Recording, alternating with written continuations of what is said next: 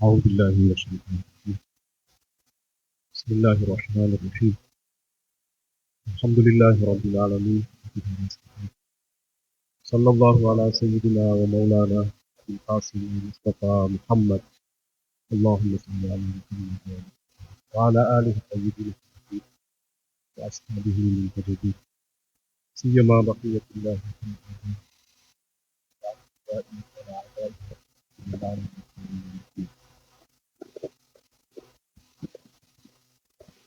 அருமையான இந்த ஆயுட்காலம் நிகழ்வை நாம் நடத்திக் கொண்டிருக்கும்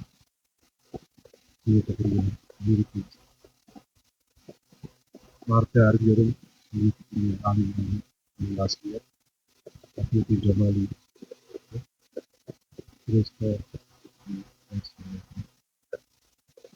இணைய பிறந்தவர்களே,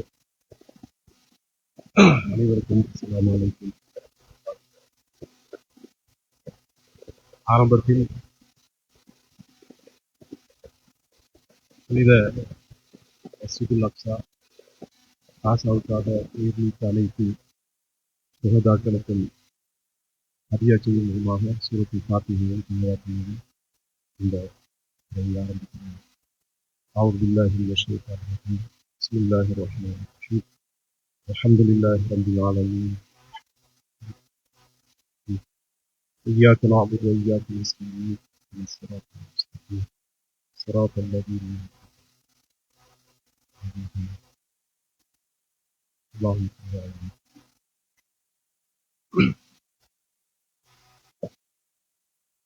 ஆரம்பத்திலே இந்த அருமையான அன்புகளை ஆய்வு ஏற்பாடு செய்தமைக்கு எனது மனமார்ந்த நன்றியை. உலகின் ஒரு மூலையிலே ஒரு இடத்தில் இங்கு முஸ்லிம் சமூகம் எதிர்நோக்கும் பிரச்சனைகள் என்று சொல்கின்ற போது முதலில் மனிதனுடைய உள்ளத்தை பெற்றுச் செல்லுகின்ற ஒரு அம்சம் காசாவிலே எங்களுடைய உறவுகள் பச்சிலம் பாலகர்கள் குழந்தைகள் அவர்கள் எதிர்நோக்கி இருக்கிற நினைக்கின்ற போது இந்த ஒரு முஸ்லிம் உம்மத்தை சேர்ந்த ரசூல் ஸல்லல்லாஹு அலைஹி வஸல்லம் உம்மத்தை சேர்ந்த உண்மையான ஒரு முஸ்லிமுடைய மனம் இந்த நிகழ்வுகளை பார்த்து கொண்டு வேதனைப்படாமல் இருக்க முடியாது. நாயகம் ஸல்லல்லாஹு அலைஹி வஸல்லம் அவர்கள் தன்னுடைய அருமையான ஒரு மனுமொழியிலே மன் அஸ்பஹ லம் யஹ்தம் பி உமூரில் முஸ்லிமீன் ஃபலம் ஃபலைஸ பிமின்ஹு மன் சமிஅ ரஜுலன் யுனாதி யாலல் முஸ்லிமீன் ஃபலம் யுஜிபுஹு ஃபலைஸ பிமின்ஹு. நாயகம் அவர்கள் கூறுகின்றார்கள், ஒரு முஸ்லிம் கண்விழிக்கின்றான். அவன் கண்விழிக்கின்ற போது முஸ்லிம் சமூகம் எதிர்நோக்குகின்ற பிரச்சனைகள் இருக்கின்ற போது அதனை அலட்டிக் கொள்ளாமல் அந்த முஸ்லிம் அன்றைய நாளை அன்றைய பொழுதை அவன் கடந்து செல்வானாக இருந்தால் அவன் ஒரு முஸ்லிம் இல்லை என்று கூறும். அதே மாதிரியான இன்னும் ஒரு பணிமொழியிலே அவர்கள் கூறுகிறார்கள், மன் சமியாய் ரஜுல யுனாதி யாலல் முஸ்லிம். உலகத்தின் ஒரு மூலை முடுக்கிலே ஒரு அநீதிக்கு உட்படுத்தப்பட்டு இருக்கின்ற ஒரு முஸ்லிம் ஒரு அவலக்குரல் எழுப்பி, முஸ்லிம்களே எனக்காக உதவி செய்யுங்கள், உதவி கரம் நீட்டுங்கள் என்று அவன் அழைக்கின்ற போது அந்த அழைப்புக்கு எவன் பதில் அளிக்கவில்லையோ பலம் யுஜிபுஹு ஃபலைஸ பிமுஸ்லிம், அவனும் ஒரு முஸ்லிம் இல்லை என்று நாயகம் ஸல்லல்லாஹு அலைஹி வஸல்லம். எனவே இன்று சமூகம், அதாவது முஸ்லிம் சமூகம் எதிர்நோக்குகின்ற பிரச்சனைகள் என்று சொன்னால் முதலிலே எங்களுக்கு முன் வந்து நிற்பது இந்த ஆசா பிரச்சனை. எங்களுடைய சகோதரர்கள் அந்த மண்ணிலே படுகின்றார்கள். முஸ்லிம்கள் ஒரு உடலாக இருக்கிறார்கள். அனைத்து முஸ்லிம்களும் ஒரு உடலாக இருக்கிறார்கள். அந்த உடலின் ஒரு பகுதியில் எங்காகுதல் அவர்களுக்கு அந்த உடலில் அந்த பகுதியிலே அந்த அங்கத்திலே ஏதாவது ஒரு நோவினை ஏற்பட்டால் பிற அதாவது உறுப்புகள் நிச்சயமாக அதனை ஒட்டு வேதனைப்படும். அது வேதனைப்படவில்லை என்று சொன்னால் அந்த உறுப்புகளில் ஏதோ சிக்கல் இருக்கிறது என்று அர்த்தம். எனவே நபி அவர்களுடைய போதனைகளில், குர்ஆனுடைய போதனைகளில் முஸ்லிம் உம்மத்தினுடைய ஒரு உம்மாவாக, ஒரு பலமான ஒரு சக்தியாக, ஒரு உம்மாவாக, ஒரு ஒற்றுமைப்பட்ட ஒரு சமூகமாக இருக்க வேண்டும். அது ஒன்றாக இருக்க வேண்டும்.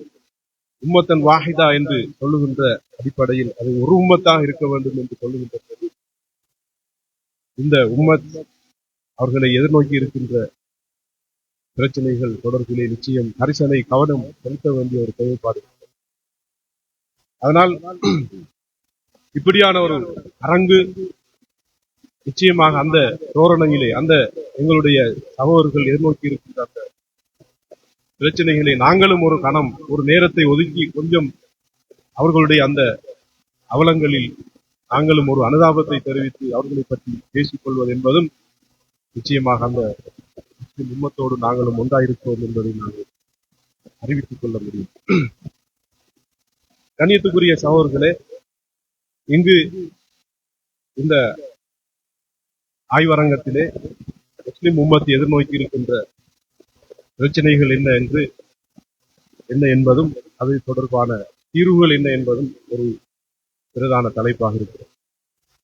முஸ்லிம் சமூகம் எதிர்நோக்கி இருக்கின்ற பிரச்சனைகள் என்று அதனை எடுத்துக்கொண்டால் முஸ்லிம்களுக்கு என்னதான் பிரச்சனை இல்லை என்றுதான் சொல்ல முடியும்.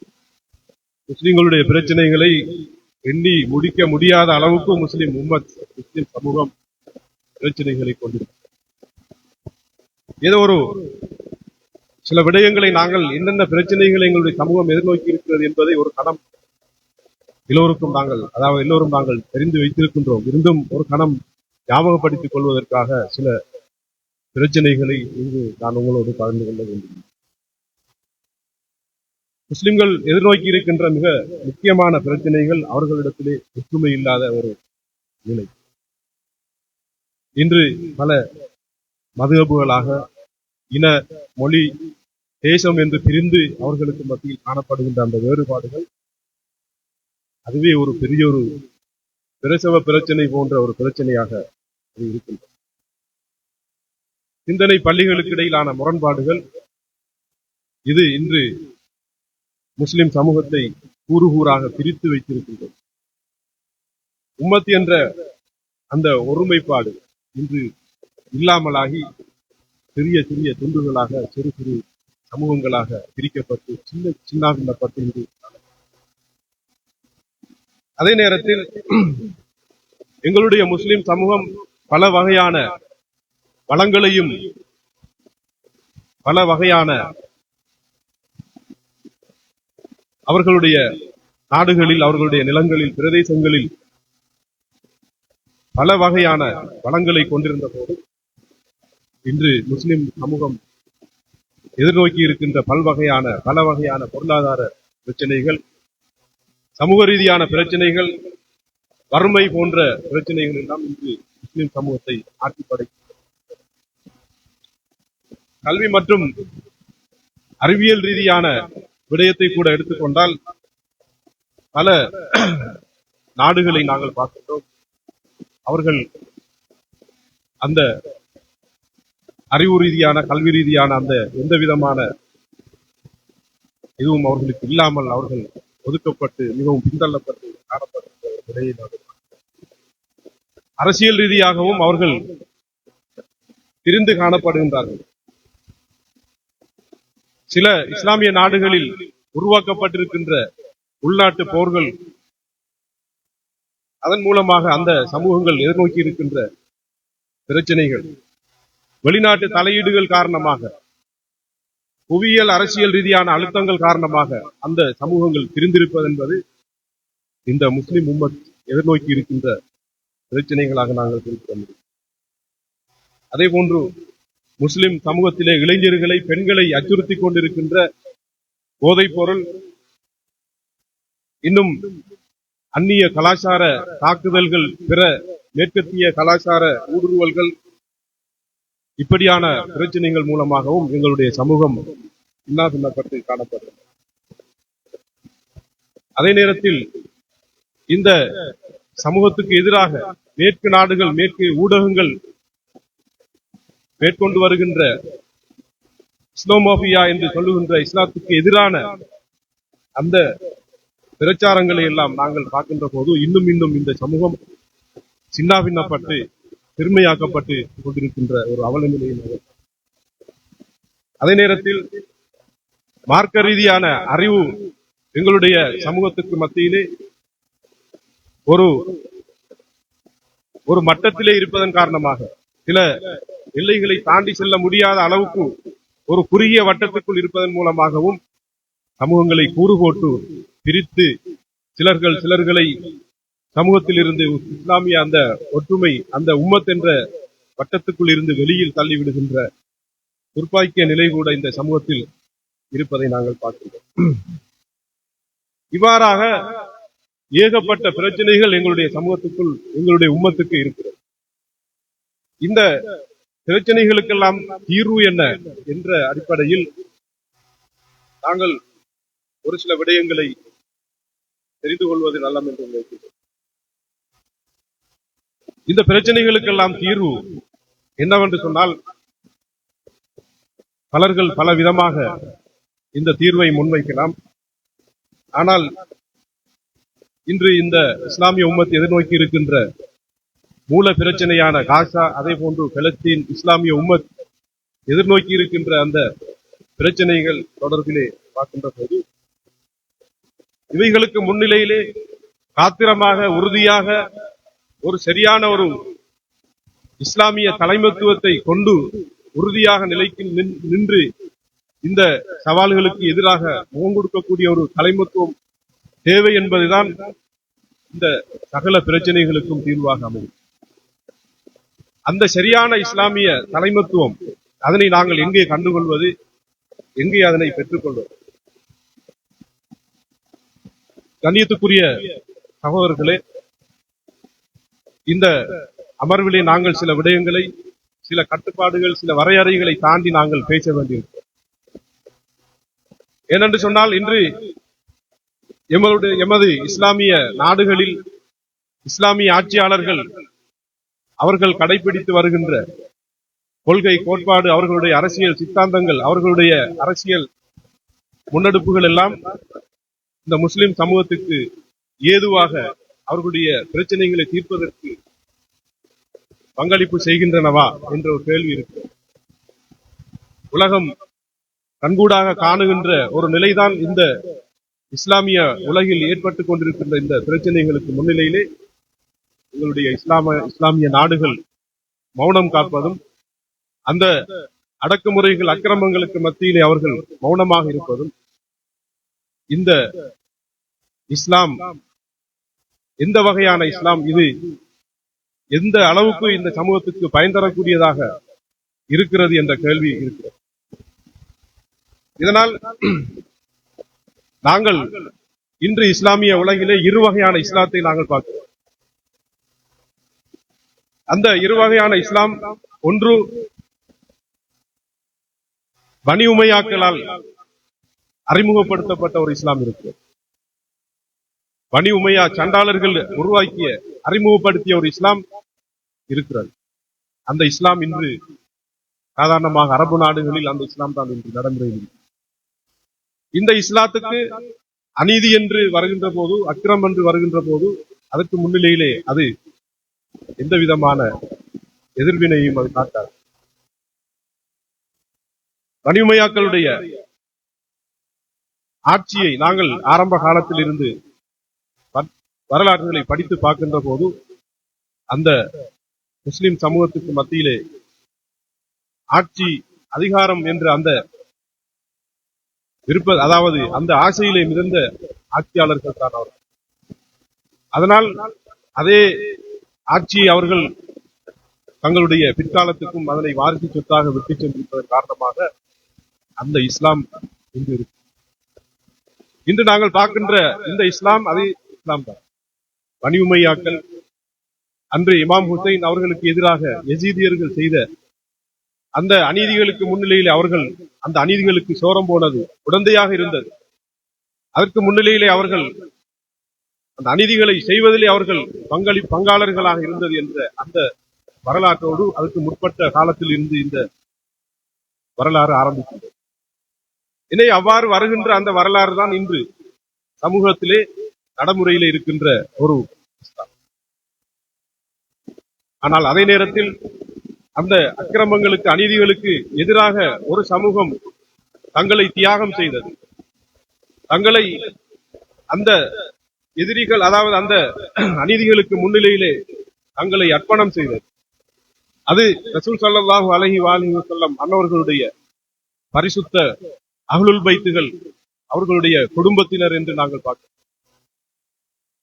அவர்கள் அந்த குடும்பத்தினர்கள் தான் பனி ஹாஷிமீன்கள் என்று நாங்கள் அழைக்கின்றோம். அந்த புனிதமானவர்கள் தான் ரசூலுல்லாஹி ஸல்லல்லாஹு அலைஹி வஸல்லம் அன்னவர்களுடைய இஸ்லாத்தை சரியாக புரிந்து கொண்டவர்கள், நபி அவர்களுடைய வாழ்க்கை வழிமுறைகளை அச்சொட்டாக அணுவணுவாக பின்பற்றியவர்களும் அதனை கூட இருந்து கண்டவர்கள். அதனால் அந்த அஹ்லுல் பைத்துகள் வரலாற்றிலே வாழையடி வாழையாக அவர்களுடைய வரலாறை நாங்கள் பார்க்கின்ற போது இந்த அநீதிகளுக்கு எதிராக, இந்த அடக்குமுறைகளுக்கு எதிராக அவர்கள் மௌனமாக இருப்பது. இன்று நாங்கள் காசா பிரச்சனையிலே பலஸ்தீன் மண்ணிலே பார்க்கின்றோம். இந்த ஒரு உடம்பினுடைய ஒரு அங்கமாக பார்க்கப்படுகின்ற காசா மக்களுக்கு அவர்கள் எதிர்நோக்குகின்ற அந்த அநீதிகளுக்கு முன்னிலையில் அவர்களுக்கு ஆதரவாக தங்களுடைய உயிர்களை, தங்களுடைய உடைமைகளை, தங்களுடைய அனைத்தையுமே இழந்து அவர்களுக்காக எல்லாத்தையும் அவர்கள் தியாகம் செய்கிறார்கள் என்று சொன்னால், அந்த செய்கின்ற சமூகம் யார் என்று சொன்னால் அவர்கள் அந்த அஹ்லுல் பைத் பாரம்பரியத்திலே இருந்து வருகின்ற மனிதர்களாக இருக்கிறார்.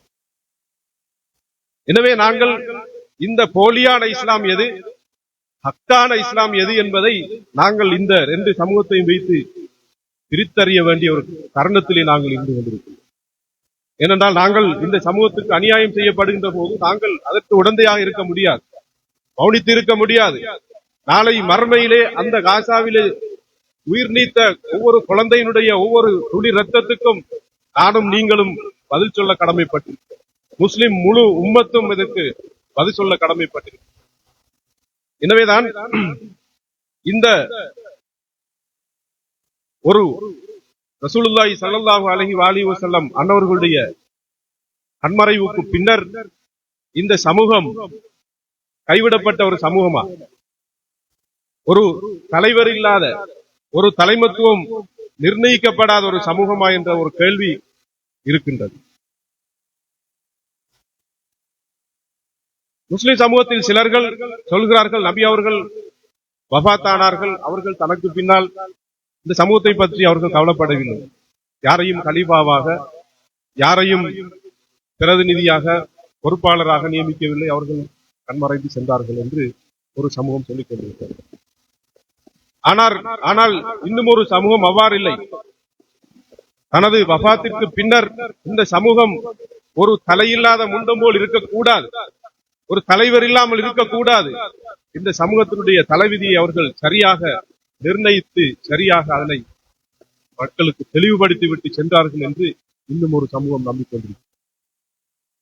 அந்த இமாமத் என்று சொல்லுகின்ற, அந்த தனக்கு பின்னால் உள்ள அந்த ஹிலாபத் என்று சொல்லுகின்ற அந்த இடத்துக்கு வருகின்ற ஒருவர், அவர் சரியாக அந்த நபியினுடைய ரசூலுல்லாவுடைய அந்த கதிரையிலே வந்தமரக்கூடியவர், அவர்களை போன்று ஒரு தூய்மையான ஒரு மனிதராக, ஒரு பரிசுத்தமான மனிதராக, நபி அவர்களை போன்று அறிவிலும் ஆற்றலிலும் அவருடைய பண்புகளிலும் நிறைந்து காணப்படக்கூடிய ஒருவராக இருக்க வேண்டும் என்ற அடிப்படையில் நாயகம் ஸல்லல்லாஹு அலைஹி வஸல்லம் அவர்கள் தனக்கு பின்னால் உள்ள தலைமைத்துவம், தலைமை யார் என்பதை அவர்கள் தெளிவாக மக்களுக்கு சொல்லிவிட்டுத்தான் சென்றிருக்கிறார்கள் என்பதை நாங்கள் வரலாற்றில் பார்க்கிறோம். இங்கு எனது இந்த ஆய்வு களத்திலே தேர்ந்தெடுத்த அந்த தலைப்பு என்பது நபி அவர்களுக்கு பின்னரான இஸ்லாமிய தலைமைத்துவம். அவ்வாறான ஒரு தலைமைத்துவம் தேவையா என்ற ஒரு கேள்வி எழுகின்றது. அவ்வாறான ஒரு தலைமைத்துவம் தேவையா? நபி அவர்கள் ஒரு இறுதி நபியாக இருந்தார்கள். அவர்களோடு மார்க்கம், அவர்களோடு வஹி எல்லாம் முடிந்து விடுகிறது. இதற்கு பின்னால் இன்னும் ஒரு அந்த பணியை செய்யக்கூடிய ஒருவர் தேவையா என்ற ஒரு கேள்வி இருக்கு. இதனை நாங்கள் பல வகையான சான்றுகள், ஆதாரங்கள் மூலமாக நாங்கள் இதனை நிறுவ முற்படுகின்ற போது அறிவுபூர்வமான பல விடயங்கள் எங்களுக்கு சொல்லுகின்ற விடயம் என்னவென்று சொன்னால், நிச்சயமாக நபி அவர்களுக்கு பின்னரும் இந்த இஸ்லாமிய தலைமைத்துவம் மீண்டும் அது பாதுகாக்கப்பட வேண்டும். அவர்களை போன்ற தூய்மையான மனிதர்கள் இந்த மனித சமூகத்தை வழிநடாத்துவதற்கு தெரிவு செய்யப்பட வேண்டும், இருக்க வேண்டும் என்ற அந்த விடயத்தை நாங்கள் உணரக்கூடியதாக. பொதுவாக இஸ்லாமிய சமூகத்தை எடுத்துக்கொண்டால் முஸ்லிம்கள் அனைவரும் அந்த தலைமைத்துவத்துக்கு ஒருவர் வர வேண்டும் என்ற கருத்திலே ஒற்றுமைப்படுகிறார்கள். ஏதோ ஒருவர் வர வேண்டும் என்று ஆசைப்படுகிறார்கள், விரும்புகிறார்கள். ஆனால் எப்படியானவர் வர வேண்டும் என்பதில், அவருடைய குணாதிசயங்கள் எப்படி இருக்க வேண்டும் என்பதில் சில கருத்து முரண்பாடுகள் இருக்கின்றன. இந்த விடயத்திலே அஹ்லு சுன்னா வல் ஜமாத் சகோதரர்கள் அவர்களுடைய சிந்தனை பள்ளியிலே, பொதுவாக அஷாரியா கோட்பாட்டிலே, அஹ்லுல் ஹதீஸ்கள் அவர்களுடைய கோட்பாட்டில் கூட ஹலீஃபா என்ற ஒருவர் இருக்க வேண்டும் என்ற நம்பிக்கை காணப்படுகிறது. ஆனால் அவர் எப்படியான ஒருவராக இருக்க வேண்டும் என்பதிலே கருத்து முரண்பாடு இருக்கிறது. எந்த அளவுக்கு என்று சொன்னால், அவர் நல்ல மனிதராகவும் இருக்கலாம், அல்லது ஒரு தீமையான ஒரு கெட்ட மனிதராக இருந்தால் அவரும் இருக்கலாம். அவருக்கு அடிபணிந்து கட்டுப்பட்டு நடப்பது அவசியம் என்ற ஒரு நிலைப்பாடு அஹ்லு சுன்னா வல் ஜமாத் அவர்களுடைய சிந்தனை பள்ளியிலே இருக்கிறது. அதே மாதிரியாக ஏனைய இஸ்லாமிய பிரிவுகளிலே ஜெய்தியாக்கள், இஸ்மாயிலியாக்கள், அதே போன்று மூத்தாசிலாக்கள் என்று சொல்லப்படுகின்ற சிந்தனை பள்ளிகளில் கூட இந்த இமாமத் என்று சொல்லப்படுகின்ற அந்த நபி அவர்களுக்கு பின்னரான இஸ்லாமிய தலைமைத்துவம் அது இருக்க வேண்டும் என்ற அந்த விடயத்தை அவர்கள் வலியுறுத்துகிறார். ஆனால் இந்த விடயத்திலே ஷியாக்களை போன்ற ஒரு சமூகம் இந்த இமாமத் கோட்பாட்டை, அந்த இமாம் என்ற விடயத்தை ஒரு முழுமையான ஒரு நிலையிலே அவர்கள் சொல்லுகின்றார்கள். அதாவது நிச்சயமாக நபி அவர்கள் தனக்கு பின்னால் ஒருவரை நியமித்துத்தான் செல்ல வேண்டும். அவர் என்ன குணாதிசயத்தை கொண்டவராக இருக்க வேண்டும், அவர் பரிசுத்தமானவராக இருக்க வேண்டும், அறிவில், ஆற்றலில், ஆளுமையில் நபி அவர்களுடைய அந்த இடத்திற்கு வரக்கூடிய அவர் தகுதியை பெற்றவராக இருக்க வேண்டும் என்ற நிலைப்பாட்டிலே அவர்கள் மிகவும் ஒரு முழுமையான ஒரு வரைவிலக்கணத்தை கொண்டிருக்கிறார். இதே நேரத்தில் அறிவு ரீதியாக, ஒரு பகுத்தறிவு ரீதியாக இப்படியான ஒரு மனிதனுடைய தேவை இருக்கிறதா என்று பார்க்கின்ற போது இதற்கு இறையியலாளர்கள் பலவிதமான கருத்துக்களை கொண்டிருக்கிறார். அதிலே மிக முக்கியமான விஷயங்களை நான் மிகவும் சுருக்கமாக உங்களோடு பகிர்ந்து. அதிலே சொல்லப்படுகின்ற ஒரு பிரதானமான ஆதாரம் என்னவென்று சொன்னால், அல்லாஹ்வுடைய பேரருள் என்ற ஒரு விதி இருக்கு. அல்லாஹ் தஆலா மனித சமூகத்துக்கு அவனுடைய அருளை கொடுக்க கடமைப்பட்டவர். நிச்சயமாக அவனுடைய அருளை கொடுப்பவர். ஒரு முஸ்லிமான மனிதன் இறைவனுடைய வணக்க வழிபாட்டின்பால் ஈர்க்கப்படுவதற்கும் பாவங்களில் இருந்து அவனை தூரப்படுத்துவதற்குமான ஒரு அருள், ஒரு பேரருள் மனித சமூகத்துக்கு இறைவன் பால் இருந்து கொடுக்க வேண்டிய ஒரு தேவைப்பாடு இருக்கு. இதனால் இந்த பணியை செய்வதற்கு பொருத்தமான ஒருவர் தான் ஒரு ரசூலாக, ஒரு நபியாக இருப்பார். அந்த நபி ரசூல் இல்லாத காலத்திலே அந்த பணியை செய்கின்ற ஒருவர் நிச்சயமாக இருக்க வேண்டும். இது அல்லாஹ்வுடைய ஒரு கடமையாக இருக்கிறது என்று அதனை அரபியிலே காயிதத்துல் லுத்துஃப் என்று சொல்வார். அந்த பேரருள் விதி என்பது அது எங்களுடைய பகுத்தறிவு சொல்கிறது. நிச்சயமாக இறைவன் ஒரு இமாமை கட்டாயமாக தெரிவு செய்ய வேண்டும், நியமிக்க வேண்டும், சமூகத்துக்கு அதாவது அவர்களுக்கு அறிமுகப்படுத்தி அவரை பின்பற்ற செய்ய வேண்டும் என்ற ஒரு கருத்து இருக்கிறது. அதே போன்று ரசூல் ஸல்லல்லாஹு அலைஹி வஸல்லம் அவர்களுடைய அதாவது அவர்கள் இறுதி நபியாக இருக்கிறார்கள், இறுதி தூதராக இருக்கிறார்கள். அவர்களுக்கு பிறகு இனி மார்க்கம், எந்த ஒரு மார்க்கம் வர முடியாது. அவர்களுக்கு பிறகு வஹி வர முடியாது. அவர்கள்தான் இறுதி நபியாக, காத்தமுன் நபியாக அவர்கள் இருக்கிறார்கள். ஆனால் அவர்கள் காத்தமுன் நபியினாக, இறுதி நபியாக இருந்தாலும் ஏனைய சமயங்களுக்கு ஏற்பட்ட, ஏனைய வேதங்களுக்கு ஏற்பட்ட அச்சுறுத்தல் அவர்களுடைய சமயத்துக்கும் அவர்களுடைய வேதத்துக்கும் இருக்கிறது. அவர்கள் கொண்டு வந்த மார்க்கத்தை பல வகையாக திரிவுபடுத்துவதற்கு சைத்தானிய சக்திகள் விரும்புவார்கள், முயற்சிப்பார்கள்.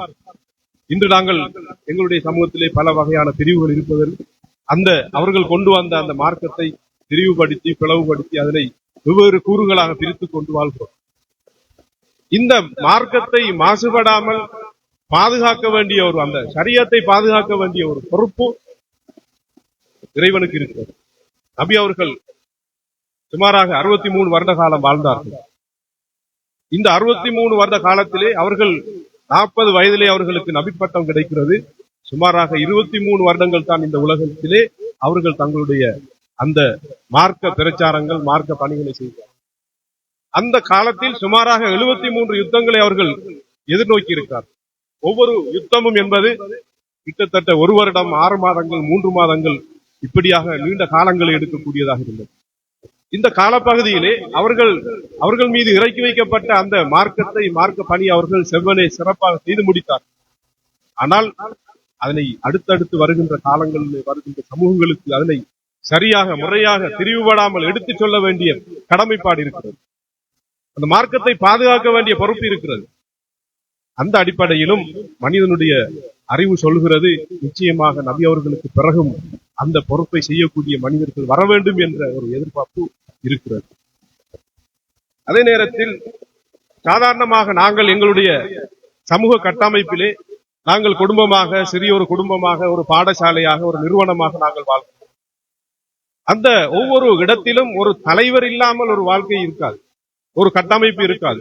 ஒரு குடும்பம் என்று சொன்னால் அந்த குடும்பத்தில் ஒரு தலைவர் இருப்பார். ஒரு பாடசாலை என்று சொன்னால் அதற்கு ஒரு அதிபர் இருப்பார். ஒரு நிறுவனம் என்று சொன்னால் அதற்கு ஒரு தலைவர் இருப்பார். ஒரு தலைமத்துவம், ஒரு தலைவர் இல்லாமல் வரலாற்றிலே ஒரு காலமும் ஒரு சமூகம் வாழ்ந்தது கிடையாது. சாதாரணமாக மிருகங்கள் கூட அவர்களுக்கு மத்தியிலே அவ்வாறான ஒரு கட்டமைப்பு இருக்கின்ற போது மனிதர்களுக்கு இதனுடைய தேவை மிகவும் அதிகமாக. ஏனென்று சொன்னால் மார்க்கத்திலே சொல்லுவார்கள், 2 விதமாக மனிதனுக்கான நேர்வழி காட்ட வேண்டும் என்ற பொறுப்பு 2 வகையாக இருக்கிறது. ஒன்று ஹிதாயத்து தக்வீன் என்று சொல்வார்கள். சாதாரணமாக ஒரு மிருகமாக இருந்தால், ஒரு விலங்காக ஒரு பறவையாக இருந்தால் அதனை சரியாக வழிநடாத்தி அதனுடைய இயற்கையான தேவைகளை அதை நிறைவு செய்வதற்கான ஒரு வழியை காட்டி கொடுக்க வேண்டும் என்று அந்த இயற்கையிலே அவ்வாறான ஒரு வழிகாட்டல் இருக்கிறது. அதனை நாங்கள் ஹிதாயத்து தக்வீன் என்று சொல்லுகிறோம். ஒரு மிருகத்தை பார்க்கின்றோம், ஒரு சிறு குட்டியாக இருக்கிறது. ஆனால் அது எந்த நேரத்தில் அது பால் அருந்த வேண்டும், எந்த இடத்தில் பால் அருந்த வேண்டும், எப்படி அதை அருந்த வேண்டும் என்று அதற்கு யாரு கற்றுக் கொடுக்கிறார்? ஒரு பறவை அதனுடைய கூட்டிலிருந்து தூர இடத்துக்கு செல்கிறது, அது மீண்டும் அதனுடைய இடத்துக்கு வருகிறது என்று சொன்னால் அதற்குரிய அந்த வழிகாட்டலை யார் செய்கிறார்? இதனை நாங்கள் அல்லாஹ் தஆலா இதனை ஹிதாயத்து தக்வீன் என்று சொல்லி ஒவ்வொரு படைப்பினுடைய இயல்பிலே அதனை வைத்திருக்கிறார். அதே நேரத்தில் ஹிதாயத்து தஷ்ரீ என்ற ஒரு விடயம் இருக்கிறது. மனிதனுக்கு சிந்திக்கின்ற சிந்தனை பாங்கு கொடுக்கப்பட்டிருப்பதன் காரணமாக அவன் சிந்திக்கின்ற ஒரு மனிதன் மிருகமாக அவன் இருக்கின்றான் என்ற அடிப்படையிலே அவனுடைய வாழ்க்கையிலே அவனுக்கு ஒரு வழிகாட்டல் வழங்க வேண்டிய தேவைப்பாடு. அதனைத்தான் நாங்கள் ரசூல்மார்கள் நபிமார்கள் அனுப்பப்படுவதனுடைய அந்த ஹிக்மத்தை அதனுடைய தத்துவத்தை நாங்கள் சொல்லுகின்றோம். இதற்காக இந்த மனித சமூகத்தை சீரான ஒரு வழியில் அவர்கள் வாழ வேண்டும் என்பதற்காக இறைவன் இவ்வாறான ஒரு வழிகாட்டலை அவர்களுக்கு வழங்குகின்றான். அதனைத்தான் நபிமார்கள் ரசூல்மார்கள் வேதங்கள் அனுப்பப்படுவதனுடைய நோக்கம் என்று நாங்கள் சொல்லுகின்றோம். அதே போன்று இந்த மார்க்கம் புனிதமிகு அல் குர்ஆன், நபி அவர்களுடைய போதனைகள், சுன்னா, அவர்களுடைய ஹதீதுகள், அவர்கள் எண்ணத்தை நாடி ஒவ்வொரு விடயத்தையும் சொன்னார்கள். இறைவன் என்ன ஒரு விடயத்தை நாடி ஒரு குர்ஆன் வசனத்தை இறக்குகின்றானோ அந்த நாட்டத்திற்கு அமைய அந்த குர்ஆன் வசனம் வியாக்கியானப்படுத்தப்பட வேண்டும். மக்களுக்கு அந்த நாட்டம் சரியாக சென்றடைய வேண்டும். அதனை வியாக்கியானம் செய்வதற்கு அதனுடைய விடயத்தை சரியாக மக்களுக்கு சொல்வதற்குரிய ஒருவர் இல்லை என்று சொன்னால் இறைவனுடைய அந்த வேதம் அனுப்பப்பட்டதனுடைய இலக்கு சரியாக இடம்பெறவில்லை, அதனுடைய இலட்சியம் சரியாக நடைபெறவில்லை என்பதுதான் அதனுடைய அர்த்தமாகிறது. எனவேதான் அந்த திருமறை குர்ஆனிய வசனங்கள் எல்லாம் மனித சமூகத்துக்கு முறையாக சரியாக இறைவன் நாடியபடி அவன் கொண்டிருக்கின்ற அந்த விடயங்கள் மக்களுக்கு சென்றடைய வேண்டும் என்பதற்காக ஒரு இமாமை தெரிவு செய்வது என்பது ஒரு கட்டாய கடமையாக இருக்கிறது என்பதை அறிஞர்கள் சொல்லுகின்றனர். அதே போன்று நாங்கள் முஸ்லிம்களாக இருக்கிறோம், எங்கள் மீது சில கடமைகள் இருக்கின்றன. தொழுகை இருக்கிறது, நோன்பு இருக்கிறது, ஜக்காத் இருக்கிறது, ஹஜ் இருக்கிறது, பல வகையான கடமைகள் இருக்கிறது. எங்கள் எல்லோருக்கும் அந்த கடமைகளை சரியாக பெற்றுக்கொள்ள வேண்டிய ஒரு தேவைப்பாடு இருக்கிறது. அந்த கடமை எவ்வாறு இறைவனால் சொல்லப்பட்டிருக்கிறது, இறை தூதரால் எவ்வாறு அந்த கடமை சொல்லப்பட்டிருக்கிறது என்பதை நாங்கள் சரியாக அறிந்து கொள்ள வேண்டிய ஒரு தேவைப்பாடு இருக்கிறது. அதே நேரத்தில் அந்த கடமையை சரியாக நிறைவேற்றி இறைவனிடத்தில் பாரம் கொடுக்க வேண்டிய தேவைப்பாடு. நான் இங்கு ஒரு பிரக்கெட்டுக்குள்ள சொல்லுகின்றேன். பார்க்க சில்லறை பிரச்சனைகள் பேசுவது என்பது இங்கு முக்கியம் இல்லை, பேசுவதற்கு முக்கியம் இல்லை. ஆனால் அஹ்லுல் பைத்துகள் காட்டிய சரியா அவர்கள் போதித்த அந்த மார்க்கத்திலே ஒரு மனிதன் அவனுக்கு ஜனாபத் குளிப்பு என்று சொல்லுகின்றோம். இந்த முழுக்கு குளிப்பு ஒரு மனுஷனுக்கு கடமையாயிட்டா அந்த குளிப்பை நிறைவேற்றுவதற்கு ஒரு முறை ஒன்று சொல்லிக்கிறாங்க.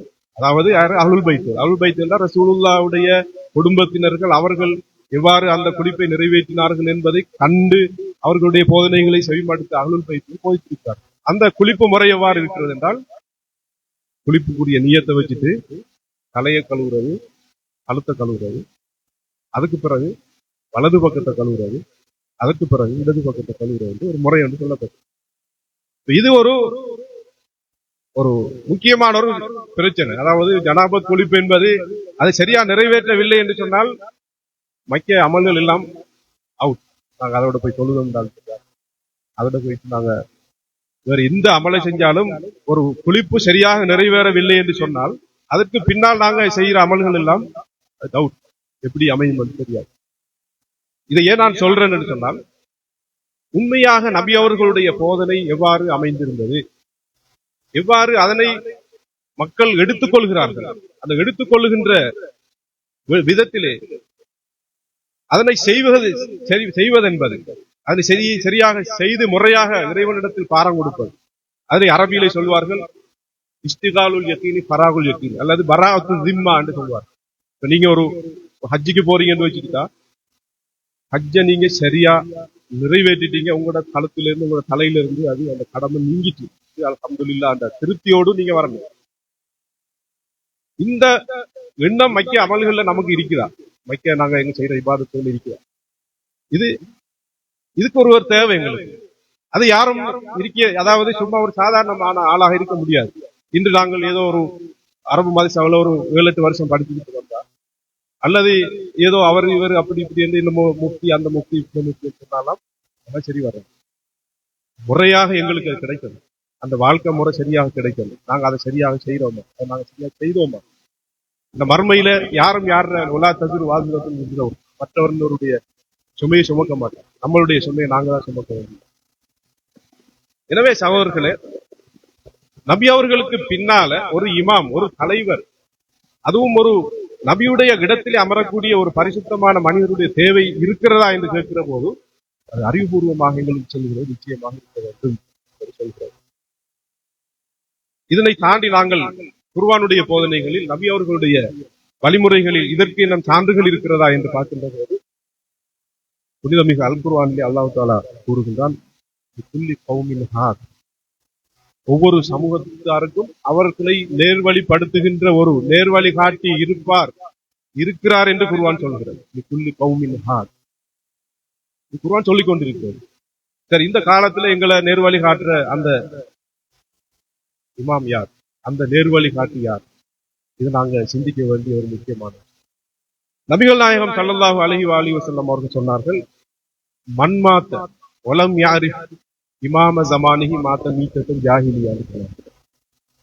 எவர் ஒருவர் தனது காலத்து இமாமை அறியாமல் மரணிக்கிறாரோ அவர் ஜாஹிலியா காலத்திலே மரணித்தவரை போன்றாவார். சாதாரணமாக இன்றைக்கு சில பகுதிகளில் இல்லாம போயிட்டு, சில பகுதிகளில் இந்த தல்கீன் போகிற இருக்கிற சில பகுதிகள் இருக்குது.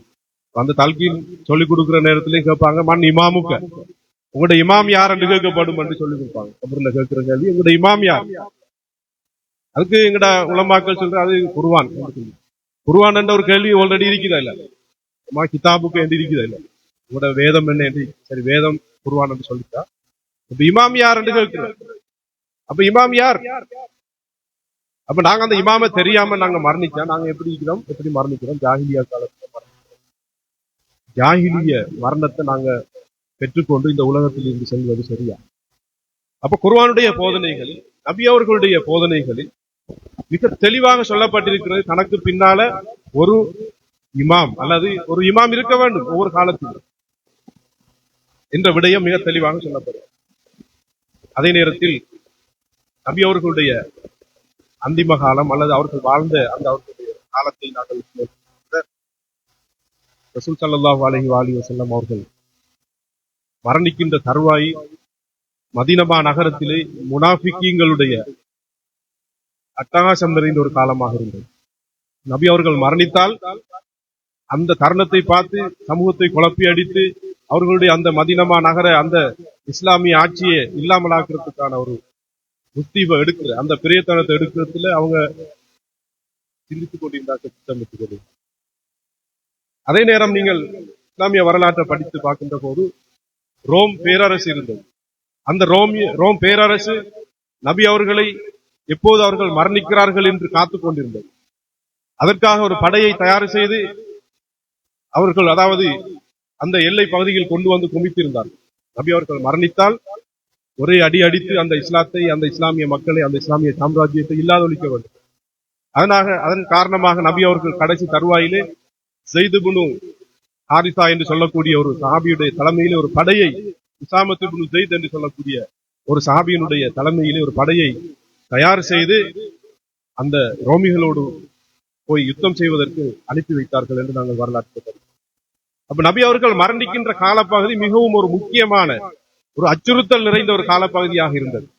எனவே இந்த காலப்பகுதியில் நபி அவர்கள் தான் மரணித்து விட்டு செல்வது என்பது இந்த சமூகத்தை பற்றி அவர்கள் சிந்திக்காமல், அதனுடைய தலைமைத்துவத்தை பற்றி யோசிக்காமல் போவது என்பது அது நிச்சயமாக அது ஒரு உசிதமான ஒரு உண்மையான, அதாவது ஒரு ஒரு உண்மையான ஒரு இதாக இருக்காது, பொருத்தமானதாக இருக்காது என்பது நாங்கள். அதனால் தான் கடைசியிலே தன்னுடைய மரண தருவாயிலே நாயகம் ஸல்லல்லாஹு அலைஹி வஸல்லம் அவர்கள் சஹீஹ் புகாரியிலே பல இடங்களில் பதிவாயிருக்கின்ற இந்த ஹதீஸ், நபி அவர்கள் சொன்னார்கள்,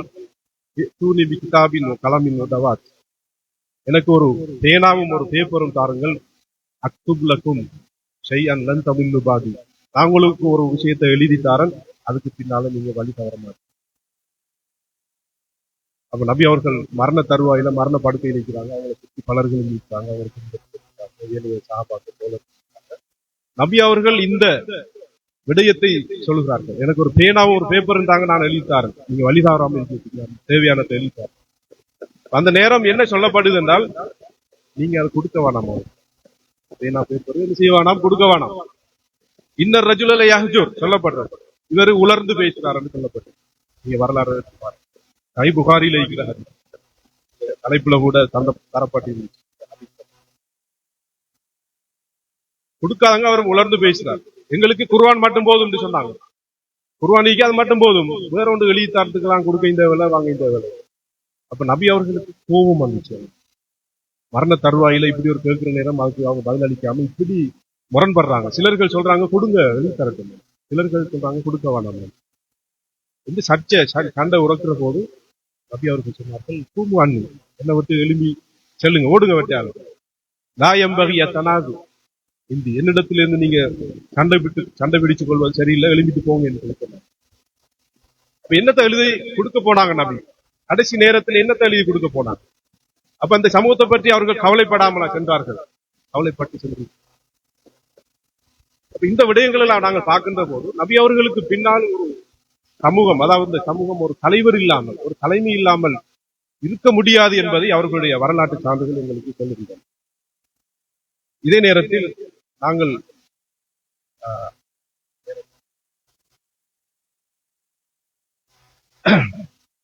இந்த பணியை நபி அவர்கள் செய்தார்கள்.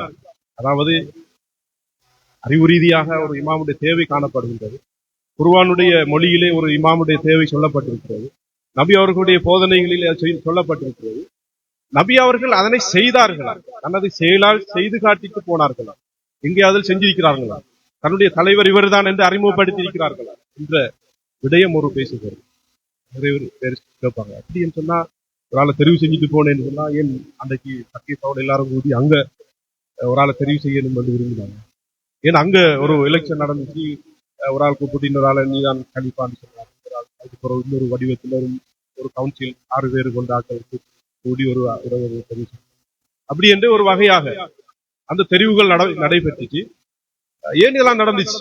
நபி அவர்கள் தெரிவு செய்திருந்தால் ஏன் இவ்வாறான தெரிவு இடம்பெற்றது என்ற கேள்வி இருக்கிறது. நிறையவே இது சம்பந்தமாக பேசப்படுகின்றது. கண்ணியத்துக்குரிய சகோதரர்களே, இங்கு நாங்கள் நபி அவர்கள் தனக்கு பின்னால் இவ்வாறான ஒரு தலைமைத்துவத்துக்கு ஒருவரை நியமித்து சென்றார்களா என்ற விடயத்தை அவர்களுடைய வரலாற்று தடயங்களிலே பார்க்கின்ற போது இதற்கு பல சான்றுகள் இருக்கின்றன. நேரத்தின் அருமை கருதி நான் அதில் முக்கியமான சிலவற்றை மாத்திரம் நாங்கள் எல்லோரும் அறிந்த ஒரு நிகழ்வுதான் நபிகள் நாயகம் ஸல்லல்லாஹு அலைஹி வஸல்லம் அவர்களுக்கு இந்த இஸ்லாமிய, அதாவது குர்ஆன் வஹி அவர்களுக்கு இதெல்லாம் கொடுக்கப்பட்ட போது அதனை உங்களுடைய இனபந்துக்களுக்கு, உங்களுடைய உறவுகளுக்கு எத்தி வையுங்கள், உங்களுடைய குடும்ப உறவினர்களுக்கு இதனை எத்தி வையுங்கள் என்ற கட்டளை இறைவனிடத்தில் வந்தது. அந்திர் அசீரத்தல், உங்களுடைய உறவுகள் இனபந்துக்களை அழைத்து அவர்களுக்கு இதனை சொல்லுங்கள் என்று இறைவனிடத்தில் இருந்து கட்டளை வந்தபோது நபிகள் நாயகம் ஸல்லல்லாஹு அலைஹி வஸல்லம் அவர்கள் தன்னுடைய இனபந்துக்கள் எல்லோரையும் அழைத்தார். ஹஸரத் அபூ தாலிப் அவர்களுடைய வீட்டிலே ஒரு விருந்தை ஏற்பாடு செய்து அவர்களுடைய உறவுகளை எல்லாம் அழைத்து அங்கு சொன்னார்கள், நான் இறைவன் பால் இருந்து உங்களுக்கு முக்கியமான விஷயங்களை கொண்டு வந்திருக்கிறேன். நான் சொல்லுகின்ற விடயம் உங்களுக்கு பயனளிக்கக்கூடிய விடயங்கள். என்னை போன்று யாரும் உங்களுக்கு இதுவரைக்கும் இந்த விடயத்தை கொண்டு வரவில்லை என்றெல்லாம் சொல்லிவிட்டு சொன்னார்கள், ஐயுக்கும் வாசிரணி கூன அஹி வசி வசீரி வாரிசி கலீஃபத்தி ஃபீக்கும் பாத்.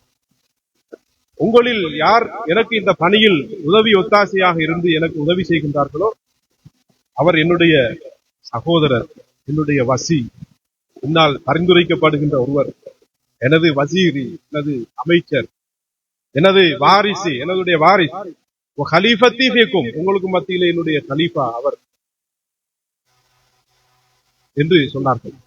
அந்த நேரத்தில் முதல் நாள் நபி அவர்களுடைய அந்த அழைப்புக்கு அங்கு ஒரு சாதகமான பதில் கிடைக்கவில்லை. அது அன்றைய நாள் அந்த அழைப்பு அவ்வாறு இல்லாமல் போய்விட்டது. அடுத்த நாள், மற்ற நாள் என்று அடுத்தடுத்த தடவைகள் நபி அவர்கள் அந்த விருந்தை ஏற்பாடு செய்து இந்த விஷயத்தை சொன்னார். அங்கு ஒருவர் தான் எழும்பி சொன்னார், நான் அதற்கு உடந்தையாக இருக்கிறேன் நாயகமே, நான் அதற்கு உங்களுக்கு உதவி செய்கிறேன் நாயகமே என்று ஒருவர் எழுந்து சென்றார். அவர் யார்? அவர் அலி இப்னு அபி தாலிப், இமாம் அலி அவர்கள். ஒரு சிறு பராயத்திலே இருந்து அவர்கள் இந்த விடயத்தை சொல்லுகின்ற போது அந்த இடத்திலே நாயகம் ஸல்லல்லாஹு அலைஹி வஸல்லம் அவர்கள் சொன்னார்கள், இன்னஹாதா அஹி வாரிசி வசீரி, நிச்சயமாக இவர் என்னுடைய சகோதரர், என்னுடைய அமைச்சர், என்னுடைய கலீஃபத்தி, என்னுடைய கலீஃபா உங்களுக்கு மத்தியில். சொல்லிவிட்டு சொன்னார்கள், ஃபஸ்மஉ லஹு வஅத்திஉ, அவருக்கு நீங்கள் கட்டுப்படுங்கள், அவருக்கு செவிமடுங்கள் என்று நாயகம் ஸல்லல்லாஹு அலைஹி வஸல்லம் சொன்னார். அந்த இடத்தில் ஏளனமாக சிலர்கள் ஹஸரத் அபூ தாலிப் அவர்களை பார்த்து சொன்னார்கள், இந்த அவங்களோட மகன் சின்ன பையன் ஒரு அழிக்கிறார், நீங்க அவருக்கு என்ன செய்யுங்க, அவர் சொல்றதை கேட்டு நடங்க என்று சொல்லி ஏளனமாக சொன்ன விஷயம் கூட அந்த வரலாற்றை பதிவு செய்யப்பட்டது. அப்ப நபி அவர்களுடைய ஆரம்ப முதல் தாவா பணியின் போது கூட அவர்கள் தன்னுடைய பிற்கால சமூகத்தை அவர்கள் ஆரம்பத்திலே யோசிக்கக்கூடிய ஒரு அந்த விடயத்தை நாங்கள் பார்க்கின்றோம். இரண்டாவது வரலாற்று தடயமாக நாங்கள் பார்க்கலாம். ரசூல் ஸல்லல்லாஹு அலைஹி வஸல்லம் அவர்கள் ஒரு தடவை மதீனா பள்ளிவாசலிலே தொழுது கொண்டிருக்கிறார். அப்போது ஒரு யாசகர் வருகிறார். ஒரு யாசகர் வந்து அங்கிருந்த தோழர்களுக்கு மத்தியிலே அவர்கள் முன்னிலையிலே கையேந்தி எனக்கு உதவி புரியுங்கள் என்று கேட்கிறார். அங்கு யாரும் அவருக்கு உதவி செய்யவில்லை. அப்போது ஒருவர் சொல்கிறார், அதோ அலி தொழுது கொண்டிருக்கிறார், அவரிடத்தில் சென்று கேளுங்கள் என்று சொல்கின்ற போது இந்த மனிதர் அந்த இமாம் அலி அவர்கள் தொழுது கொண்டிருக்கின்ற இடத்துக்கு சென்று அவர் எனக்கு உதவி செய்யுங்கள் என்று கேட்கிறார். அப்போது அலி அவர்கள் ருக்குவில் இருந்த நிலையிலே அவர்கள் தன்னுடைய கரத்தில் ஒரு மோதிரத்தை அணிந்திருந்தார். அந்த மோதிரத்தை, அந்த கையை அவர்கள் நீட்டி இதை கலட்டி கொண்டு செல்லுங்கள், இது என்னுடைய உதவி என்று சொல்லி அவர்கள் கொடுத்தார்கள். அந்த நேரத்தில் ரசூல் ஸல்லல்லாஹு அலைஹி வஸல்லம் அவர்களுக்கு இந்த திருமறை வசனம் இறங்குகிறது. இன்னமா வலியுக்குமுல்லாஹு வரசூலுஹு வல்லதீன ஆமனு வல்லதீன ஆமனு அல்லதீன யுகீமூன ஸலாத்த வ யூதூன ஸகாத்த வ ஹும் ராக்கிஊன். நிச்சயமாக அல்லாஹ்வும் அவனுடைய ரசூலும் உங்களுடைய வலியாக, உங்களுடைய பொறுப்புதாரிகளாக, உங்களுக்கு தலைவர்களாக இருக்கிறார்கள். இன்னும் அல்லதீன ஆமனு யுகீமூன ஸலாத்த, இன்னும் ஈமான் கொண்டு தொழுகையை நிலைநிறுத்தி யூதூன ஸகாத்த, ஸகாத்தும் கொடுத்து கொண்டு இருப்பார்கள். அவர்கள் எந்த நிலையில் கொடுப்பார்கள் என்றால் வஹும் ராக்கிஊன், ருக்கு செய்து கொண்டிருக்கின்ற நிலையில் அவர்கள் அந்த ஸகாத்தை கொடுப்பார்கள் என்று சொல்லப்படுகிறது. அப்ப அந்த பள்ளியிலே நடந்தது என்ன? இமாம் அலி அவர்கள் தன்னுடைய கையில் இருந்த அந்த மோதிரத்தை கொடுத்து அந்த ஸகாத்தை கொடுத்து அந்த மனிதருக்கு உதவி செய்தார். அவரை வலி என்று சொல்லுகின்றது. வலி, இந்தமா வலியுக்குமுல்லாஹ், அல்லாஹ்வுடைய வலி, அதாவது உங்களுக்கு பொறுப்புதாரி என்று சொல்லுகின்ற அடிப்படையிலே இந்த வசனம் இறங்கி இருக்கிறது. இங்கு இதுவும் ஒரு நபி அவர்களுடைய, இறைவனுடைய நபி அவர்களுடைய அந்த பொறுப்பை, மனித சமூகத்தை வழிநடாத்துகின்ற பொறுப்பை சுமந்த ஒருவருக்கு இந்த வழி சொல்லப்பட்டிருக்கின்ற ஒரு விடயத்தை நாங்கள் பார்க்கிறோம். அதே நேரத்தில் இன்னும் ஒரு திருமறை வசனம் இருக்கிறது. யா அய்யுஹல்லதீன ஆமனு அத்தீஉல்லாஹ வ அத்தீஉர் ரசூல வ உலில் அம்ரி மின்கும். திருமறை வசனம், அதாவது இந்த வசனத்திலே அல்லாஹ் தஆலா சொல்லுகின்றான், ஈமான் கொண்டவர்கள் நீங்கள் அல்லாஹ்வுக்கு வழிபடுங்கள், இன்னும் ரசூலுக்கு வழிபடுங்கள், இன்னும் உலில் அம்ரி மின்கும், உங்களிடத்தில் உங்கள் மத்தியில் அதிகாரம் கொடுக்கப்பட்டவர்களுக்கும் நீங்கள் வழிபடுங்கள் என்று அல்லாஹ் தஆலா இந்த திருமறை வசனத்திலே சொல்லியிருக்கிறார்.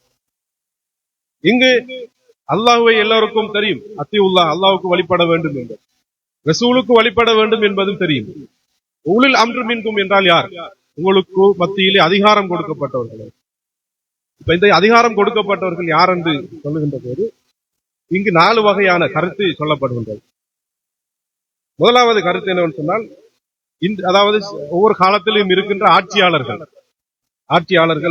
தலைவர்கள், அவர்கள் யாரா இருந்தாலும் சரி, அவர்களுக்கு வழிபட்டு நடக்க வேண்டும் என்று சொல்லுகிறார். அல்லாஹ்வுக்கு வழிபடுங்க, ரசூலுக்கு வழிபடுங்க, உங்களுக்கு மத்தியில் அதிகாரம் கொடுக்கப்பட்டவர்களுக்கு வழிபாடுங்க. அப்ப அதிகாரம் கொடுக்கப்பட்டவர்கள் யார்? அது ஒவ்வொரு காலத்திலும் இருக்கிற ஆட்சியாளர்கள்.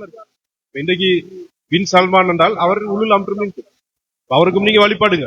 ரசூலுல்லாஹ்வுக்கு அல்லாஹ்வுக்கு வழிபடுற மாதிரி அவருக்கும் வழிபாடுங்க. மன்னர் அப்துல்லாவுக்கு வழிபாடுங்க, எந்த சிசிக்கும் வழிபாடுங்க. அவங்க எல்லாம் இறைவனுடைய, இறை தூதருடைய அந்தஸ்தில் இருக்கிறார்கள் என்ற ஒரு வியாக்கியானம் சொல்லப்படும். இன்னும் ஒரு வியாக்கியானம், அதுக்கு 4 கலீஃபாக்கள், குலஃபா ராஷிதீன், அவங்கள் என்று சொல்லப்படுது, அவங்களுக்கு வழிபாடுங்க என்று சொல்லப்படுது. இன்னும் ஒரு வியாக்கியானம், தகுதி வாய்ந்த பிரதிநிதிகள், தகுதி வாய்ந்த மனிதர்கள், அவர்கள் ஆட்சியாளர்களா இருக்கலாம், ஆனால் அவர்கள் சில நேரங்களில் ஒரு நல்ல நிலையில் இருக்கக்கூடியவர்கள், நல்ல மனிதர்கள் இருந்தால் அவர்களுக்கு வழிபாடுங்கள் என்ற ஒரு கண்டிஷனோடு, ஒரு நிபந்தனையோடு இந்த விஷயம் சொல்லப்படுகிறது. இன்னும் ஒரு வியாக்கியானம் தரப்படும். ஆனால் 4வது வியாக்கியானம், இங்கு உலுல் அம்ர் என்று சொல்வது அது சாதாரணமான மனிதர்கள் அல்ல, அது பரிசுத்தமான அஹ்லுல் பைத்துகளை சேர்ந்த இமாம்கள் என்று சொல்லப்படுகிறது. ஏன்னா பரிசுத்தமானவர்களா இருக்கணும். ஏன்னா இறைவனுடைய அந்தஸ்திலே இறை தூதர் அவர்கள் இருக்கிறார்கள். இதே சம அந்தஸ்திலே வரக்கூடிய ஒருவர் அதே மாதிரியான ஒரு தன்மையை கொண்டவராக இருக்கணும். அதுக்காக அல்லாஹ் அறிக்கணும், ரசூல் அறிக்கணும் இல்லை, அதே மாதிரியான தூய்மையை கொண்டவராக இருக்கணும். இவன் அநியாயக்காரன், பஞ்சமா பாதங்கள் செய்யக்கூடியவன், இன்னும் அவனுடைய அரண்மனையிலே அந்த புறம் இந்த புறம் என்றெல்லாம் இருக்கக்கூடியவன், இவனுக்கு கட்டுப்பட்டு நடங்கள் என்று சொல்வது இந்த அத்தியாயத்திலே இவ்வாறு அந்த சுத்தம் பேணப்படுகிறது. அப்ப இங்கு சொல்லப்படுகின்ற அந்த இமாம்கள் என்பது அந்த மனிதர்கள், உங்கள் மத்தியில் அதிகாரம் படைத்தவர்கள் என்பது அந்த பரிசுத்த தன்மையை, அந்த தக்குவாவை, அந்த இறையச்சத்தை, அந்த ஆளுமையை கொண்டவர்களாக இருக்க வேண்டும் என்ற ஒரு கருத்து சொல்லப்படுகிறது. எனவே இங்கு சில தப்சீர் உலமாக்களுடைய கருத்தின்படி உலுல் அம்ர் என்பது இறை தூதருடைய வம்சத்திலே, அவர்களுடைய அந்த பிச்சலாட்டத்திலே, அவர்களுடைய அஹ்லுல் பைத்துகளிலே வந்த பரிசுத்தமான இமாம்களை தான் சொல்கிறது என்று சொல்கிறார்கள். இது ஒரு வகையான வியாக்கியானமாக இருக்கிறது. எனவே சில முஃபஸ்ஸிரீன்களுடைய கருத்துப்படி இதுதான் இதற்குரிய வியாக்கியானம். எனவே இறை தூதர் ஸல்லல்லாஹு அலைஹி வஸல்லம் அவர்கள் இந்த தனக்கு பின்னால் இமாம்கள் என்று இவர்களைத்தான் அறிமுகப்படுத்தி சொல்லியிருக்கிறார்கள் என்பதற்கு இந்த குர்ஆனிய வசனமும் ஒரு ஆதாரமாக சொல்லப்படுகிறது. இன்னும் ஒரு விடயத்தை, அதாவது ஹதீஸிலே நாங்கள் உற்று நோக்குகின்ற போது ரசூல் ஸல்லல்லாஹு அலைஹி வஸல்லம் அவர்கள் இவ்வாறான ஒரு ஹதீஸை சொல்லியிருக்கிறார். அலா இன்ன மஸலு அஹ்லு பைத்தி ஃபீக்கும் கஃபீலத்து நூஹின் மன் ரகிபஹா நஜா வமன் தகல்லஃப அன்ஹா கரக. எனது அஹ்லுல் பைத்துகள், எனது குடும்பத்தினர்கள் உங்களுக்கு மத்தியிலே நபி நூஹு அலைஹிஸ்ஸலாம் அவர்களுடைய கப்பலை போன்றது. யார் அந்த கப்பலில் ஏறிக்கொள்கிறார்களோ அவர்கள் விடுதலை பெற்று விட்டார்கள், ஜெயம் பெற்று விட்டார்கள். யார் அதில் ஏறிக்கொள்ளவில்லையோ அவர்கள் தாண்டு மாண்டு அழிந்து விட்டார்கள் என்று நபிகள் நாயகம் ஸல்லல்லாஹு அலைஹி வஸல்லம் அவர்கள் தன்னுடைய அந்த அஹ்லுல் பைத்துகளுடைய மகிமையிலே, அவர்களுடைய அந்த தலைமைத்துவத்தை சொல்லுகின்ற வகையிலே எங்களுக்கு இவ்வாறான ஒரு நன்மை சொல்லி மிகவும் பிரபலமான ஒரு ஹதீஸ். சஹி, அதாவது சிஹாவு சித்தா என்று சொல்லப்படுகின்ற 6 கிரந்தங்களிலே காணப்படுகின்ற ஒரு முக்கியமான ஒரு ஹதீஸ் தான் ஹதீஸு சகலைன் என்பது. நீங்க கேள்விப்பட்டிருப்பீங்க. எப்படி கேள்விப்பட்டிருப்பீங்கன்னு சொன்னால், நபிகள் நாயகம் ஸல்லல்லாஹு அலைஹி வஸல்லம் அவர்கள் சொல்கிறார்கள், நான் உங்கள் மத்தியில் 2 விடயங்களை விட்டு செல்கிறேன். அவ்விரண்டை நீங்கள் இறுக்கமாக பற்றி பிடித்துக் கொள்ளும் காலமெல்லாம் நீங்கள் வழி தவற மாட்டீர்கள்.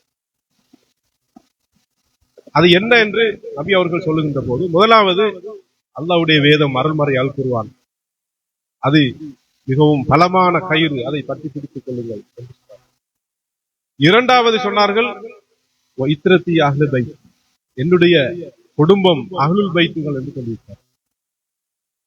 இந்த ஹதீஸ் தான் இன்று, அதாவது சிஹாவு சித்தா என்று சொல்லப்படுகின்ற சுன்னத்துல் ஜமாத்தினருடைய சஹீஹான 6 கிரந்தங்களில் சஹீஹான ஹதீஸாக பதிவு செய்யப்பட்டிருக்கிற ஹதீஸ் இதுதான். ஆனால் இந்த கிரந்தங்களில் எதிலுமே இல்லாத ஒரு ஹதீஸை தான் இன்று எங்களுடைய உலமாக்கள் எங்களுக்கு சொல்லி வச்சிருக்கிறார்கள், எங்களை காதத்துல ஊதி வச்சிருக்கிறார்கள். அது என்ன ஹதீஸ்? நான் உங்களுக்கு குர்ஆனையும் சுன்னாவையும் விட்டுக் கொள்கிறேன். குர்ஆனையும் சுன்னாவையும் என்று சொல்ற ஹதீஸ் இந்த கிரந்தங்கள்ல எதிலையுமே கிடையாது. நீங்க தலைகளா நின்று பிரட்டி பார்த்தாலும் அது இல்லை. அப்ப நபி அவர்கள் மிக தெளிவாக சொல்லி இருக்கிறார்கள், எனக்கு பின்னால நீங்க யாரை பின்பற்றணும், யாரை பிடிச்சு கொள்ளணும். அப்ப குர்ஆனை சொல்லிக்கிறாங்க. குர்ஆன்ல எங்களுக்கு கருத்து முரண்பாடு கிடையாது. ஆனா அடுத்தது என்ன என்று சொல்லுகின்ற போது, அதாவது நபி அவர்களுடைய குடும்பத்தின் அஹ்லுல் பைத். அப்ப இதுக்காக நாங்க நபி அவங்களுடைய வழிமுறையை புறக்கணிக்கிறோம் இல்ல. நபி அவர்களுடைய வழிமுறையை நாங்க அஹ்லுல் பைத்தில் ஊடாக பெற்றுக்கொள்வோம். இன்னைக்கு நபி அவர்களுடைய வழிமுறையை எல்லாரும் சொல்றாங்க. தேசிய பிற என்று சொல்றவன் நேற்று தொழுகிறான், உள்நாட்டு பிற என்று சொல்றவன் இன்றைக்கு தொழுகிறான். சரி, இவன் இதுல 2ல யாரு? எது இஸ்லாம்? தடுமாற்றத்துல நாங்க ஒரு அமலை செய்ய முடியாது. ரசூல் ஸல்லல்லாஹு அலைஹி வஸல்லம் அவர்கள் இப்படி சொல்லிட்டு போகல, சொல்லிக்கிறாங்க, சல்லு கமா ராய்துமூனி உஸல்லி, நான் தொழுதத்தை நீங்க எப்படி கண்டீங்களோ அப்படி தொழுங்கன்னு சொல்லிக்கிறாங்க. அப்ப ரசூலுல்லாஹ் எப்படி தொழுவாங்க, எப்படி பிற பார்த்து நோம்பு பிடிச்சாங்க, எப்படி பிற பார்த்து பெருநாள் எடுத்தாங்க. இது நம்ம என்ன செய்யறோம்னா, யாருக்கோ பின்னால போயிட்டு நாம போறோம். சமூகத்துக்குள்ள, ஊருக்குள்ள, ஊர்ல ஜமாத்து இப்படி செய்யறாங்க, நம்மளும் போவோம். இப்படி சரி வராது. தொழுகைக்கான நேரம் நெருங்கி விட்டதனால் நான் என்னுடைய உரையை மிகவும் சுருக்கிக் கொள்ள முடிச்சு. நிறைய விஷயங்கள் இருக்கிற அந்த நாங்க சொல்லிட்டு வர இதுல அந்த ஆதாரங்கள்ல இறுதியாக நான் சொல்ல வர தில்ஹஜ் மாதம் 18ஆம் தேதி, அதாவது இன்னும் 2 நாளையால 18ல ரசூல் ஸல்லல்லாஹு அலைஹி வஸல்லம் அவர்கள்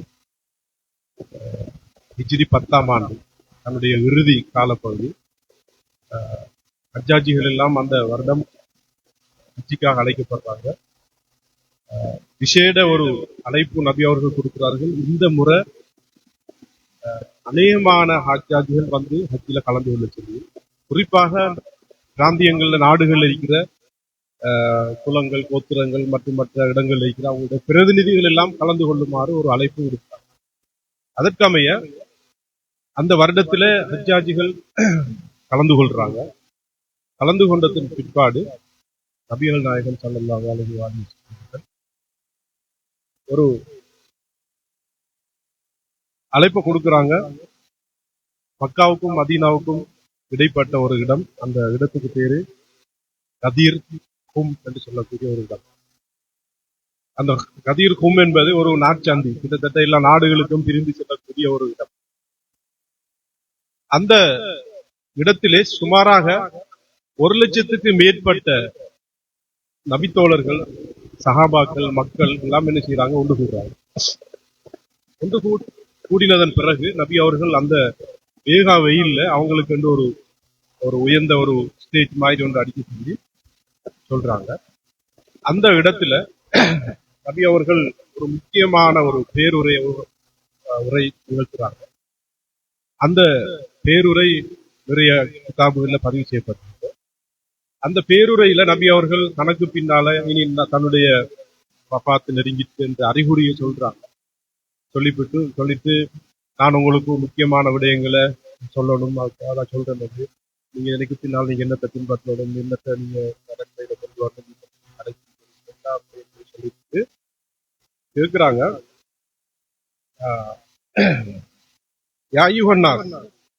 சொல்றாங்க, மண் அவுலன்னா சபில் முஃமினீன மின் அன்ஃபுஸிஹிம், அதாவது வந்திருக்கிறவர்களை பார்த்து சொன்னாங்க, மூமின்களுடைய ஆன்மாக்களை விடவும் அவர்களிடத்திலே மிகவும் உயர்ந்தவர் யார்?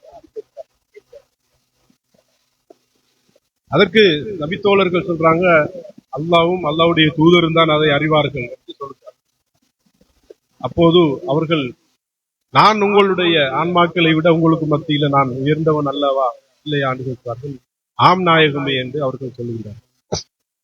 சொல்லிவிட்டு ஒரு முக்கியமான ஒரு நிகழ்வை அவங்க நடத்துறாங்க. என்னன்னு சொன்னால், அவர்களுடைய அருகில் இருந்த அதாவது அலி அவர்களுடைய கரத்தை உயர்த்தி, எல்லாரும் பார்க்கிற மாதிரியாக கரத்தை உயர்த்தி சொல்கிறார்கள், குந்து மௌலாகு பஹாதா அலியுன் மௌலாகு, நான் யார் யாருக்கெல்லாம் தலைவனாக இருந்தேனோ அவர்களுக்கெல்லாம் அலி தலைவராவார் என்று நாயகம் ஸல்லல்லாஹு அலைஹி வஸல்லம் சொன்னார். சொன்ன நேரத்திலே அந்த இடத்திலே நபி அவர்களுக்கு இந்த திருமறை வசனம் இறங்குகிறது. அல்யௌம அக்மல்து லக்கும் தீனக்கும் வ அத்மம்து அலைக்கும் நிஅமதி வ ரதீது லக்கும் இஸ்லாம் தீன். இன்றைய தினம் நான் உங்களுக்கு இஸ்லாம் மார்க்கத்தை தீனாக பொருந்திக் கொண்டேன், இன்றைய தினம் தீனை நான் பூர்ணப்படுத்தி விட்டேன் என்று நாயகம் ஸல்லல்லாஹு அலைஹி வஸல்லம் இறை தூதர், அதாவது இறைவனிடத்தில் இறங்கிய அந்த திருமறை வசனத்தை ஓதி சொல்றார். இன்றைய தினம் மார்க்கம் பூர்த்தியாகப்பட்டு விட்டது. இந்த நிகழ்வு நடப்பதற்கு கொஞ்ச நேரத்துக்கு முதல் நபி அவர்களுக்கு ஒரு வசனம் இறங்கிச்சு. என்ன வசனம் சொன்னால், யா அய்யுஹர் ரசூல் பல்லிக் மா உன்சில இலைக்க மிர் ரப்பிக், ரசூலே, இறைவன் புறத்தில் இருந்து உங்களுக்கு இறக்கி அருளப்பட்ட விடயத்தை நீங்கள் மக்களுக்கு எற்றி வையுங்கள். ஒயில்லம் தப்பால், நீங்கள் அதனை செய்யவில்லை என்று சொன்னால், அமா பல்லக்த ரிசாலத்தா, அல்லாஹ்வுடைய தூதுத்துவ பணியை நீங்கள் செய்யவில்லை என்று அர்த்தம். நீங்கள் இதனை எற்றி வையுங்கள், எற்றி வைக்கவில்லை என்றால் நீங்கள் உங்களுடைய தூதுத்துவ பணியை செய்யவில்லை, நிறைவேற்றவில்லை என்று அர்த்தம். அந்த நேரத்திலே வெற்றி வைக்கப்பட்ட விடயம் என்ன? வெற்றி வைக்கப்பட்ட விடயம் என்ன என்றால், அந்த இமாம் அலி அவர்களுடைய விலாயத்தாக, இமாமத்தாக இருக்கிறது என்பதை நாங்கள் பார்க்கிறோம். இது ஒரு விரிவான விடயமாக இருக்கிறது. நேரம் போதாமையினால் கண்ணியத்துக்குரிய சகோதரர்களே, இந்த தலைமைத்துவம் நமக்கு தெளிவாக அறிமுகப்படுத்தப்பட்டிருக்கிறது. நபி அவர்களுக்கு பின்னால் அவர்களுடைய அஹ்லுல் பைத்துகள் தான் இந்த தலைமைக்கு மிக பொருத்தமானவர்கள். அறிவில, ஆற்றல்ல, ஆளுமையில எதை எடுத்துக்கொண்டாலும் அவர்கள் அதற்கு தகுதியானவர்கள். அந்த பரம்பரை தான் எங்களுக்கு இந்த இஸ்லாமிய உம்மத்தின் தலைவர்கள்.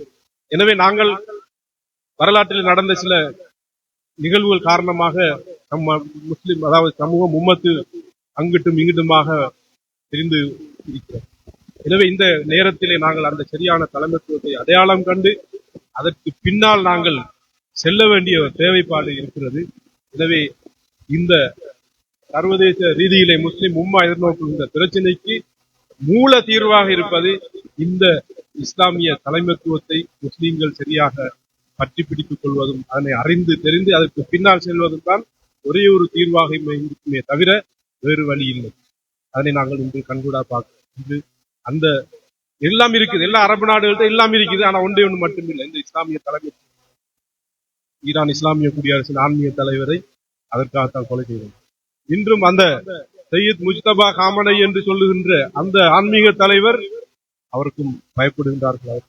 இந்த பாத்திமா நாயுடைய இந்த ரசூலுல்லாவுடைய வம்சத்தை சேர்ந்த இந்த சாதாத் பரம்பரையில் இருக்கின்ற இந்த மனிதர்கள் மாத்திரம் ஹுசைனிய ரத்தம் ஓடிக்கொண்டிருக்கின்ற ஹுசைனிய மூச்சாக இருக்கின்ற அந்த மனிதர்கள் மாத்திரம் இந்த உலக அற்ப வாழ்க்கைக்கு அவர்கள் அடிபணிய மாட்டார்கள். இந்த உலக அற்ப சுகங்களுக்கு அவர்கள் சோரம் போக மாட்டார்கள். ஹுசைனியர்கள் எசீதியர்களை போல அல்ல. எந்த உலக ஆயுத இன்பங்களுக்கு இவர்கள் தலை சாய்க்க மாட்டார்கள். அல்லாஹ்வுடைய தீன், அல்லாஹ்வுடைய மார்க்கம், ரசூல், இந்த உலகத்தில் நீதி, நியாயம், சமாதானம், உண்மை, ஹக், இதுதான் பெருமானங்கள். இதனை நோக்கித்தான் இந்த இஸ்லாமிய உம்மத், இந்த இஸ்லாமிய தலைவர். எனவே அல்லாஹ் சுப்ஹானஹு வ தஆலா எங்கள் எல்லோருக்கும் தெளிவான பார்வையை தந்து நாங்களும் அவர்களை அந்த நபி அவர்கள் அந்த அஹ்லுல் பைத்துகளை பின்பற்றி வாழ்ந்த கூட்டத்தில் அல்லாஹ் தஆலா எங்கள் எல்லோரையும் சேர்ப்பார்களாக. அஸ்ஸலாமு அலைக்கும் வரஹ்மத்துல்லாஹி வபரகாத்துஹு. வாய்ப்பளித்தமைக்கு நன்றி.